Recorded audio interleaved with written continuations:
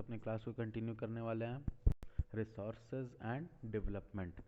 Last class में हम लोगों ने टाइप्स ऑफ रिसोर्स के बारे में पढ़ा था, है ना। टाइप्स ऑफ रिसोर्स के बारे में, रिसोर्स के कितने टाइप्स होते हैं, on the basis of origin, on the basis of exhaustibility, on the basis of ownership, on the basis of status of development, है ना। तो इन सब सारे रिसोर्स के टाइप्स के बारे में हम लोग पढ़ चुके थे कि बायोटिक रिसोर्स क्या होता है, अबायोटिक क्या होता है, renewable, non renewable, potential, developed stock, reserves, ये सब कुछ हम लोग सबके बारे में हम लोग पढ़ चुके हैं। आज हम लोग पढ़ेंगे किसके बारे में? आज हम लोग पढ़ेंगे डेवलपमेंट ऑफ रिसोर्स के बारे में। किसके बारे में पढ़ेंगे? डेवलपमेंट ऑफ रिसोर्स के बारे में। मेरे को एक डॉट आया था, किसी ने पूछा था मुझसे कि developed resources, resource which are surveyed and their quality and quantity have been determined for utilisation. Developed resource किसे कहते हैं? मतलब वैसा रिसोर्स जिसका सर्वे किया गया हो, निरीक्षण किया गया हो और उनके क्वालिटी और क्वांटिटी को फिक्स किया गया हो, है ना। किस तरीके से उसे यूटिलाइज करना है, कितना यूटिलाइज करना है, ऐसा फिक्स किया गया हो, उसे हम लोग बोलते हैं डेवलप्ड रिसोर्स। तो मेरे पास एक डॉट आया था कि रिसोर्स का सर्वे क्यों किया जाता है। सर्वे इसलिए किया जाता है ताकि उस रिसोर्स के बारे में पता चल सके कि वो रिसोर्स कितने लंबे समय तक हमारे लिए अवेलेबल होगा और उस रिसोर्स को हम लोग कितने अमाउंट में यूटिलाइज करेंगे तब वो कितने टाइम तक वो चलेगा, ठीक ना। हमारे एटमॉस्फेयर में कब तक वो अवेलेबल रहेगा, कब एग्जॉस्ट करेगा, इस चीज़ को देखने के लिए क्या किया जाता है, उसका सर्वे किया जाता है। अब देखेंगे हम लोग डेवलपमेंट ऑफ रिसोर्स, रिसोर्स का डेवलपमेंट कैसे हुआ, है ना। रिसोर्सेज जो हैं, जितने भी रिसोर्सेज अवेलेबल है उनका डेवलपमेंट किस तरीके से हुआ। देखो, resources are vital for human survival as well as for maintaining the quality of life. Resource जो है काफ़ी वाइटल है, वाइटल मतलब काफ़ी इम्पॉर्टेंट। रिसोर्स जो है काफ़ी इम्पॉर्टेंट है ह्यूमन के सर्वाइवल के लिए, है ना। ह्यूमन के सर्वाइवल के लिए भी और साथ साथ लाइफ के क्वालिटी को मेंटेन करने के लिए। मतलब हम लोग जो अपना लाइफ जो एग्जिस्ट कर रहे हैं, सर्वाइव कर रहे हैं, उसकी क्वालिटी को मेंटेन करने के लिए और सर्वाइवल के लिए क्या है, रिसोर्स काफ़ी इम्पॉर्टेंट चीज़ है, काफ़ी वाइटल चीज़ है ना।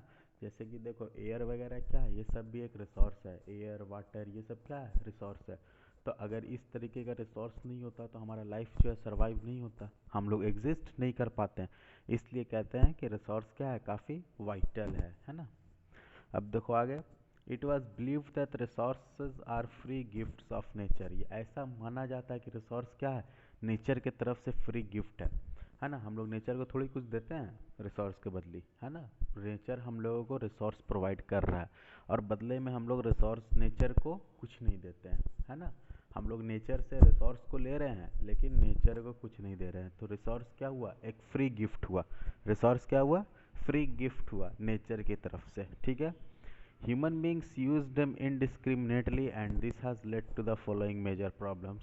अब ह्यूमन बींग्स जो है उस रिसोर्स को कंटिन्यूसली यूज़ कर रहे हैं, है ना, बिना किसी भेदभाव के क्या कर रहे हैं, यूज़ कर रहे हैं। हर ह्यूमन बींग्स, चाहे वो अमीर हो, चाहे वो गरीब हो, चाहे वो बड़ा हो, चाहे वो छोटा हो, जेंट्स हो या लेडीज़ हो, कोई भी हो, सब ह्यूमन बींग्स, सारे ह्यूमन बींग्स उस रिसोर्स को क्या कर रहे हैं, कंटिन्यूसली यूज़ कर रहे हैं। जितना भी रिसोर्स है उसे क्या कर रहे हैं, अपने यूज़ में ला रहे हैं कंटिन्यूसली। उससे क्या हुआ, कुछ कुछ प्रॉब्लम्स सामने खड़े हो गए हैं, ठीक ना। कुछ प्रॉब्लम्स हमारे सामने आ गया है उस रिसोर्स की वजह से। देखेंगे हम लोग कौन कौन से प्रॉब्लम्स आए हैं। मतलब कंटिन्यूसली हम लोग जब यूज़ किए हैं रिसोर्स को तो कंटिन्यूसली यूज़ करने की वजह से कुछ प्रॉब्लम्स आ गया है। तो हम लोग देखते हैं कि कौन कौन से प्रॉब्लम्स आया है, ठीक है। देखो, depletion of resource for satisfying the greed of few individuals. सबसे पहले क्या हुआ, रिसोर्स जो है धीरे धीरे ख़त्म होने लगा, ठीक है। जो रिसोर्स पहले जितना अवेलेबल था पहले के अकॉर्डिंग, अब ये क्या होने लगा, धीरे धीरे ख़त्म होने लगा। उसके बाद accumulation of resources in few hands which in turn divided the society into two segments, that is haves and have nots or rich and poor। अब देखो रिसोर्स जो है, कुछ कुछ ऐसे भी रिसोर्स है जो काफ़ी कॉस्टली होते हैं, है ना। उस रिसोर्स का यूटिलाइज करने के लिए काफ़ी हाई अमाउंट पे करना पड़ता है। तो उस रिसोर्स की वजह से जो सोसाइटी है, हमारा सोसाइटी जो है दो में डिवाइड हो गया, रिच एंड पुअर में। मतलब कि जो लोग उस रिसोर्स को यूटिलाइज कर पा रहे हैं वो रिच लोग हैं, और जो उस रिसोर्स को यूटिलाइज नहीं कर पा रहे हैं तो वो पुअर लोग हैं। मतलब कि दो कैटेगरी में डिवीज़न हो गया है सोसाइटी का, ठीक ना, रिसोर्स के एक्यूमुलेशन की वजह से। Indiscriminate exploitation of resources has led to global ecological crises such as global warming, ozone layer depletion, environmental pollution and land degradation। अब देखो, जो कंटिन्यूसली जो यूज़ हुआ रिसोर्स का लोगों ने कंटिन्यूसली यूज़ किया है ना, बिना कुछ सोचे समझे कंटिन्यू इसको यूज़ करते गए, है ना। तो कंटिन्यूसली यूज़ करने के कारण क्या हुआ, बहुत सारा ग्लोबल इकोलॉजिकल प्रॉब्लम सामने आ गया है ना।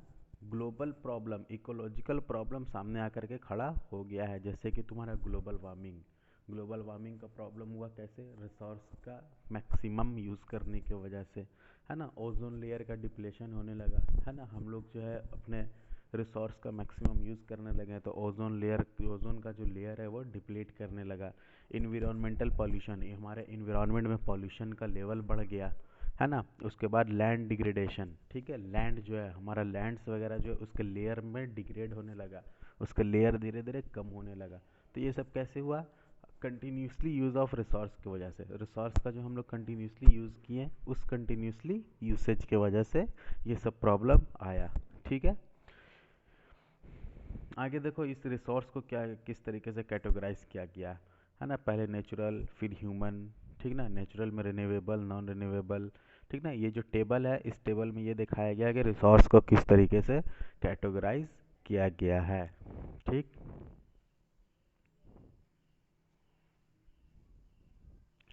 अब देखेंगे हम लोग रिसोर्स प्लानिंग इन इंडिया, ठीक ना। इंडिया में जो रिसोर्स प्लानिंग किस तरीके से होता है, ठीक ना। रिसोर्स का जो यूज़ कैसे करना है, उसका यूटिलाइज कैसे करना है, कौन कौन से लोगों के लिए इसे अवेलेबल करना है, इसे कहते हैं हम लोग क्या, रिसोर्स प्लानिंग, है ना। किसी भी रिसोर्स को यूटिलाइज करने से पहले, यूज़ करने से पहले उसके बारे में फुल प्लानिंग किया जाता है, तो उसे हम लोग बोलते हैं रिसोर्स प्लानिंग। तो देखो, रिसोर्स प्लानिंग में क्या क्या होता है या कैसे किया जाता है इंडिया में, हमारे कंट्री इंडिया में। देखो, identification and inventory of resource across the regions of the country. This involves surveying, mapping and qualitative and quantitative estimation and measurement of the resource। सबसे पहले तो किसी रिसोर्स का खोज किया जाता है कंट्री के अंदर ही, कंट्री के अंदर किसी रिसोर्स का खोज किया गया, ठीक ना। तो उस रिसोर्स को फिर आइडेंटिफाई किया जाता है कि किस तरह का रिसोर्स है ये, ठीक है। पहले रिसोर्स का खोज किया गया, रिसोर्स का खोज हो गया, रिसोर्स का खोज होने के बाद उसको क्या किया गया, आइडेंटिफाई किया गया। उसके बाद देखो, उसके बाद फिर उस रिसोर्स का सर्वेइंग होता है, मैपिंग होता है, फिर उसका क्वालिटी चेक होता है, फिर उसका क्वांटिटी चेक होता है कि जो रिसोर्स जो खोज हुआ है वो किस क्वालिटी का रिसोर्स है या फिर कितने क्वांटिटी में खोज हुआ है, ठीक ना। ये सब कुछ करने के बाद, उसका सर्वे होने के बाद, ठीक है, उस रिसोर्स का मेज़रमेंट होता है कि रिसोर्स कितना अवेलेबल है, तो इसे लोगों के तक कितना अवेलेबल कराना चाहिए, कब तक ये चलेगा, कब ये ख़त्म होगा, इस तरीके का सब कुछ जो है प्लानिंग होता है किसी भी रिसोर्स का खोज होता है उसके बाद। उसका देखो, evolving a planning structure endowed with appropriate technology skill and institutional setup for implementing resource development plans। उसके बाद फिर उस रिसोर्स के डेवलपमेंट के लिए एक अलग से एक स्ट्रक्चर प्लान किया जाता है, ठीक ना। कोई एक न्यू रिसोर्स अगर अवेलेबल हुआ, कोई एक न्यू रिसोर्स का खोज हुआ, ठीक ना, तो उसका इम्प्लीमेंट कैसे होगा, उसको लोगों तक पहुंचाया कैसे जाए, इसके लिए एक अलग से एक स्ट्रक्चर का डेवलपमेंट होता है ना। वहाँ जो है लोग टेक्नोलॉजिकली इस बहुत स्किल्ड पर्सन लोग सब वहाँ बैठते हैं उस स्ट्रक्चर में, वहाँ बैठ कर के वो लोग डिसाइड करते हैं कि इसे लोगों तक कैसे पहुँचाया जाए, कितने अमाउंट में पहुँचाया जाए, अगर कितने अमाउंट में पहुँचाएंगे तो कब तक ये रिसोर्स अवेलेबल रहेगा। इस तरीके से क्या होता है, सारा प्लानिंग होता है।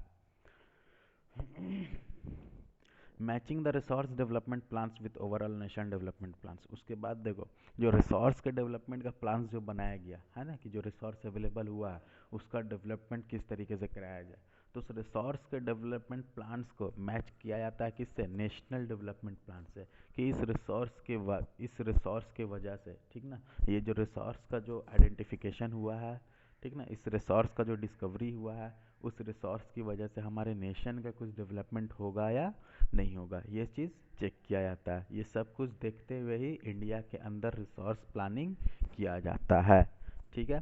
ठीक है बच्चों, आज के लिए इतना ही, बाकी हम लोग अपने नेक्स्ट क्लास में पढ़ेंगे। कंजर्वेशन ऑफ रिसोर्स है हमारा नेक्स्ट टॉपिक, वो अपन नेक्स्ट क्लास में देखेंगे। इस वीडियो में, इस लेक्चर में, आज के लेक्चर में कोई डाउट हो, कोई सा भी क्वेश्चन हो तो बिल्कुल पूछो, ठीक है। Okay bye.